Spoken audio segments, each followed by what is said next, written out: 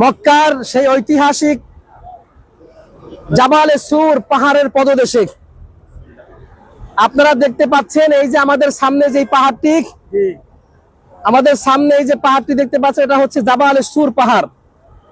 অর্থাৎ নবীজি সাল্লাল্লাহু আলাইহি ওয়াসাল্লাম হিজরতের রাতে হযরত আবু বকর সিদ্দিক রাদিয়াল্লাহু তাআলা আনহুকে সাথে নিয়ে যেই গুহায় আশ্রয় নিয়েছিলেন, গারে সুর,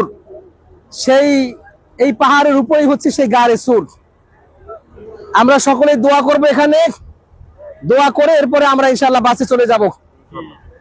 আমরা উঠতে পারবো না, ওঠার রাস্তা তৈরি করতেছে, কিন্তু এখনো পর্যন্ত ওঠার কোনো পারমিশন আপাতত নেই এখানে। যে দেখেন সকল হাজী সাহেবরা আসতেছেন, দেখতেছেন, চলে যাইতেছেন। তো আলহামদুলিল্লাহ আমরা দেখতে এসেছি, আমরা দেখেছি এখান থেকে আমাদের শিক্ষা অর্জন করতে হবে।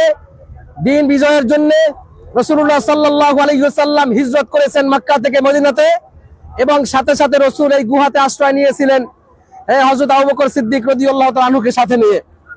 আলহামদুলিল্লাহ, এখন আমাদের দোয়া পরিচালনা করবেন হযরত মাওলানা খুরশেদ আলম ভাই।